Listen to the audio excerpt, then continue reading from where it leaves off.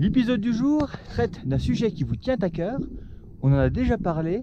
Ce sont les pièges à éviter sur l'achat d'un VTT-AE. Donc pour faire suite au numéro 178, qui a un petit peu vieilli, forcément, en un peu plus de 2 ans, le marché, on va dire, a quand même évolué, les produits aussi, et fort heureusement. Mais aujourd'hui, il reste toujours des pièges à éviter. Et parmi les règles de base, la première chose est de vous assurer que votre revendeur a la capacité d'intervenir, d'entretenir, d'assurer le SAV sur votre machine. Donc là, ayez l'œil.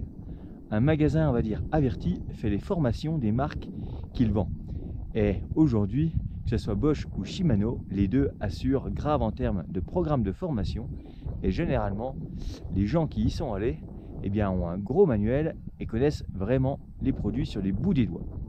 Donc ça, première chose à vous assurer, est-ce que leur vendeur est à jour de ses formations? Vous le voyez également, parfois certains affichent leur diplôme fièrement au-dessus de l'atelier, donc ouvrez l'œil. Ouvrez l'œil aussi. Si à l'atelier vous voyez des vélos en souffrance, des vélos avec, on va dire, des moteurs démontés, en tout cas des vélos qui traînent, et c'est anormal. Imaginez le propriétaire qui va rester planté pendant 2 ou 3 semaines à cause, on va dire, de lacunes techniques de son vendeur ou de la marque qui distribue, de l'absence de pièces, etc. Donc ça, c'est vraiment un piège à éviter, d'où l'intérêt de rouler, on va dire, des marques sérieuses qui assurent vraiment. Donc, voici pour la règle numéro 1. Là, ce qui va vraiment changer en 2020, à partir du mois d'avril, c'est l'application d'une loi qui est passée il y a 2 ans par rapport à la norme 1594, avec une obligation de diagnostic pour les experts en assurance, notamment en cas d'accident grave.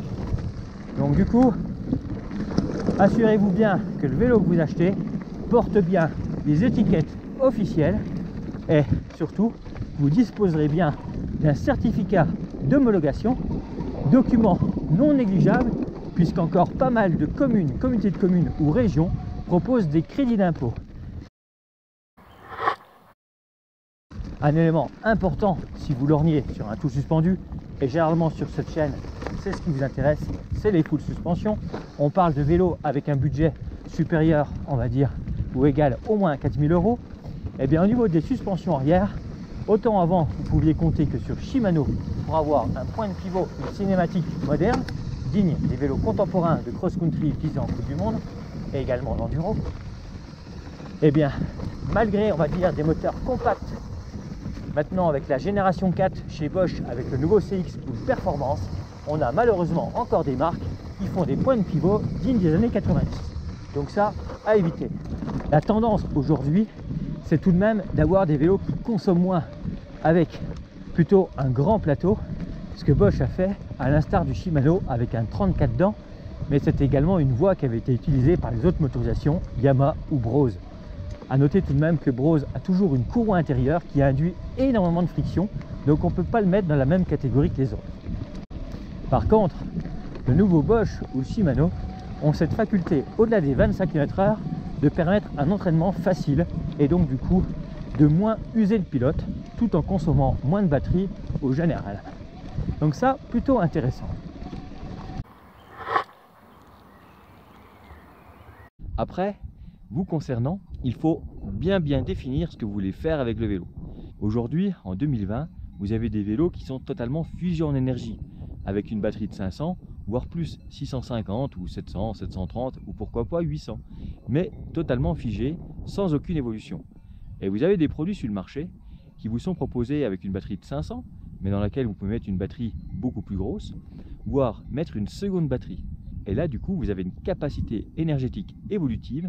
Et ça peut être franchement intéressant si, on va dire, vous êtes un peu costaud et que vous avez besoin d'autonomie, ou tout simplement si vous voulez faire des grandes itinérances et que là, eh bien, une forte capacité, un 1125 watts, forcément, va vous séduire et vous intéresser. Donc ça, c'est vraiment un élément qu'il faut mettre dans l'échiquier, sachant c'est un investissement qui peut être lourd, 800 à 1000 € de plus pour une batterie, on va dire, de 500 watts supplémentaires à l'énergie d'origine, mais c'est également un achat que vous pouvez faire totalement par la suite. C'est parfois aussi un achat beaucoup plus réduit, à peine plus de 200 €, puisque la batterie, vous l'avez déjà d'un précédent vélo qui est déjà au garage, un urbain ou alors un précédent VTT. L'autre option reste la batterie courte et compacte de 500 watts qui se glisse facilement dans un sac à dos dédié spécifique. Solution à oublier avec des batteries longues et fines, sauf si vous dépassez les 1,90 m. Rien ne sert d'avoir une grosse batterie si les cellules ne sont pas de qualité. Et si les grandes marques se limitent à 630 watts, c'est donc tout simplement que des batteries plus grosses vieilliraient plus rapidement. La pleine capacité n'est qu'éphémère. À l'usage, les BMS pas aussi performants et l'autonomie diminuée de 10%. Avec un moteur Bosch, utilisez une batterie Bosch, avec un Shimano, une Shimano. Les batteries sans marque ne bénéficient pas des mises à jour et du diagnostic. À éviter à tout prix. Toujours au niveau des pièges, bien sûr en 2020, le standard c'est le 12 vitesses. Donc ce serait dommage d'acheter un vélo en 10 ou 11 vitesses. La tilocelle télescopique, c'est un petit peu imposé. Et si vous roulez vraiment en tout terrain, partez sur un tout suspendu. Les premiers modèles intéressants démarrent à moins de 4 000 €. Donc faites l'effort, passez le cap. Vraiment, vous ne le regretterez pas. Puisqu'en fait, une suspension arrière, c'est certes du confort, mais c'est surtout plus de motricité à la montée, plus d'adhérence au freinage et surtout la récupération d'erreurs, donc moins de chutes et plus de sécurité. Donc un très bon investissement. Au niveau freinage, pareil, là c'est du 200 mm avant-arrière en 4 pistons sur les deux freins sur un tout suspendu.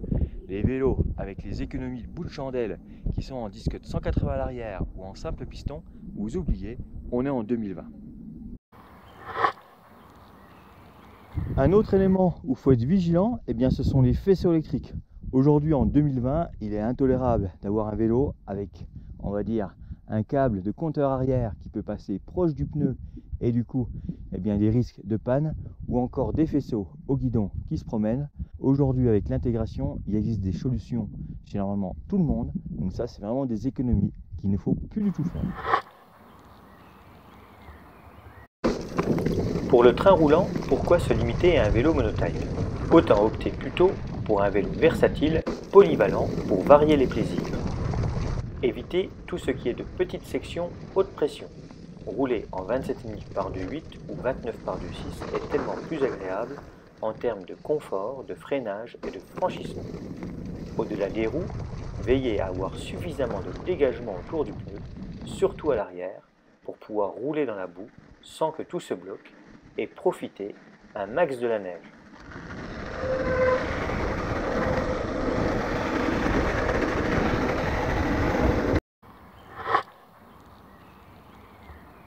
Bon, un autre élément primordial, c'est de définir le bon usage. Effectivement, si vous cherchez un vélo rando confortable, n'allez pas acheter un gros enduro sportif avec certes un gros débattement mais qui ne correspondra pas à votre pratique. Et bien sûr le contraire, si vous recherchez un enduro avec du débattement et une position sportive, n'achetez pas un vélo orienté rando. Donc là, il est primordial de pouvoir essayer et je dirais qu'aujourd'hui, les bons shops proposent automatiquement des vélotests. Et vu que tester, c'est généralement l'adopter, l'essayer, c'est l'acheter, eh bien, généralement, ils vous le proposent. Et là, pareil, pour les tests, n'hésitez pas à essayer plusieurs machines pour vous rendre compte de l'efficacité, du comportement, savoir si ça vous convient et surtout si l'autonomie est suffisante.